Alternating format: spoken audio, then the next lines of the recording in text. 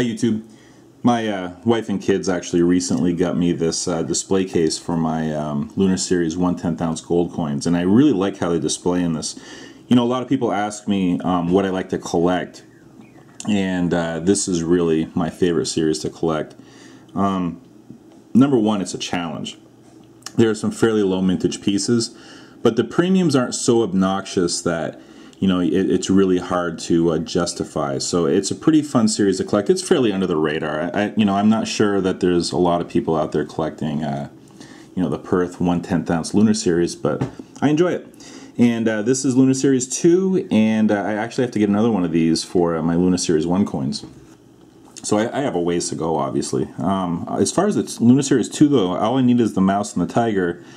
And then, of course, the goat is going here, and I think it goes all the way up to the pig. I think the pig comes before the mouse. Whatever. Anyway, yeah, I really like how these display. So I was going to do this video last fall because, look, I mean, the metaphor is perfect, and for some reason I got sidetracked and I never got it done. And recently somebody told me that on my video that I was obsessed with silver and gold. And my first instinct was, well, I guess one man's obsessed is another man's determined. Because I feel like I'm determined. But, if somebody wants to label me as obsessed, I guess that's fine. But, I feel strongly in the metaphor that winter is coming. And it may not be what you think, okay? I'm not saying, there's a systemic collapse coming, although, who knows? But what I do know is that when you're in the middle class, you're very vulnerable to economic downturn, to downsizing, to health scares, to issues with your kids, to potential tuition costs. I mean, there's a lot of things out there that can really send you for a loop financially. Okay, and that is why I stack with a purpose. And I'm working aggressively within my income to build up my silver and gold stack as fast as I can. And I'll be doing a video hopefully tomorrow. I don't know if I'm going to get to it or not, but on how little things add up to big things. The thought I was thinking is that every flood happens when it's raining, but it's just a series of individual raindrops that collectively form that flood. And that's kind of the approach that I'm taking. So I'm hoping to do that video. So anyway, winter is coming. So it's an obvious nod to Game of Thrones, right? And I just feel like the metaphor is just spot on and perfect. CNBC has a lot of articles, lessons from the financial crisis, and they'll discuss a couple of individual people and their stories, right? And it's always the same thing. They'll take a picture of them sitting at their dining room table looking out the window, and it just kind of looks like all hope is lost. And they're in that age group where you really can't come back from the kind of gut punch that 2008 delivered. Okay, and it's sad. It's very, very sad. Our farmers up here have a saying, make hay when the sun is shining. And obviously what that means is when things are good, you work it hard and you put some money away. You put some money away. And unfortunately today, people have become too complacent. Look, there's a lot of it has been through necessity. Okay, it's hard enough just to pay, with rising healthcare costs, rising food costs, rising fuel costs. It's just hard enough to have a normal life today. Okay, but the bottom line is you really don't have a choice. I like to sit on my back deck in the fall. As the temperatures are coming down and a little crisp in the air, and maybe it's sweatshirt weather. And I have an oak tree in the backyard, and I tell you what, the squirrels are working overtime to basically get enough food for the winter, because something inside them is triggered, and they know that winter is coming. They know that they have one choice. They need to get enough food to survive for the winter, or they're done. Nobody's going to do it for them. There's not a a government agency that'll fill up all the squirrels' homes with acorns for them. They're on their own. And they work with a real sense of urgency to make sure that they have enough to weather the storm.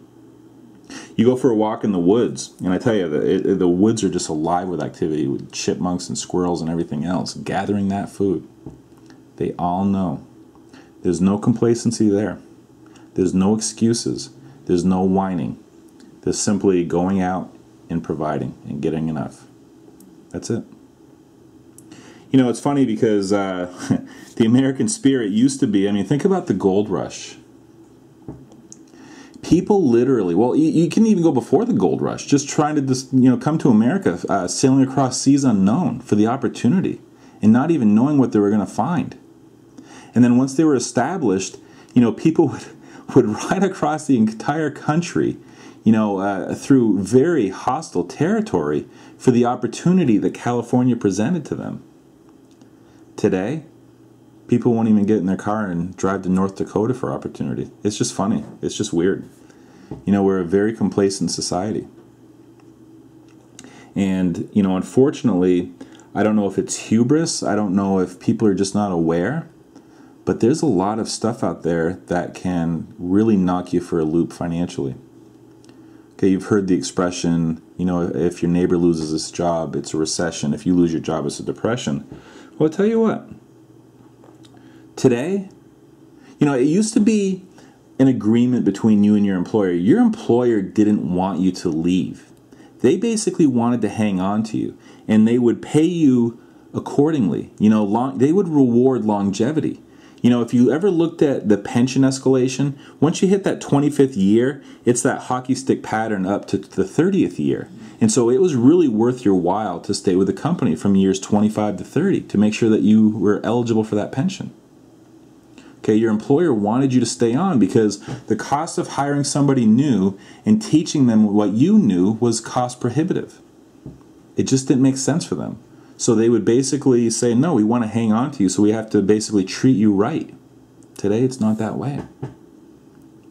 Today, if you've been with a company for a while and you're making more money than they can just, they can bring somebody in at, you're basically a liability.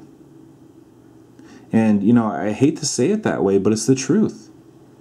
Right now, if you're working for a company, there's somebody in a suit that's basically trying to play God with your fate.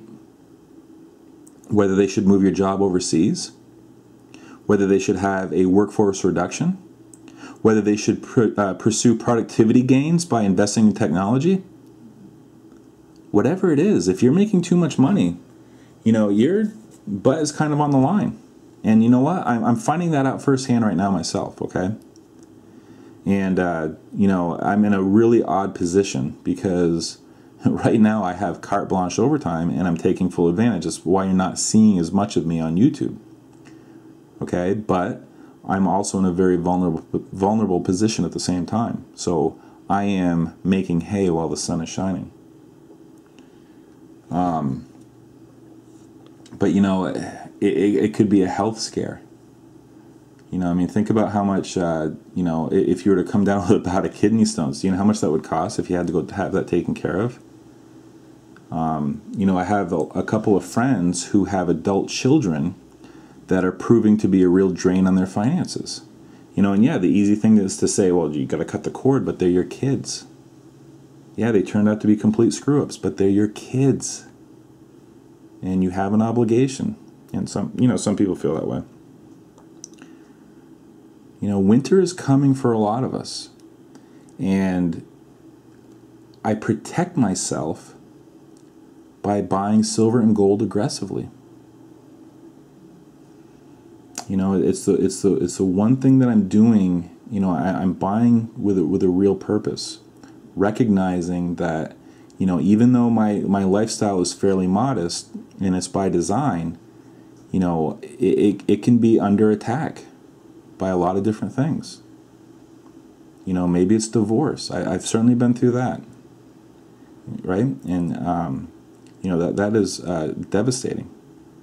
It could be a health scare. It could be a lot of things. So, all right, guys. It was good talking to you, and I'll talk to you later.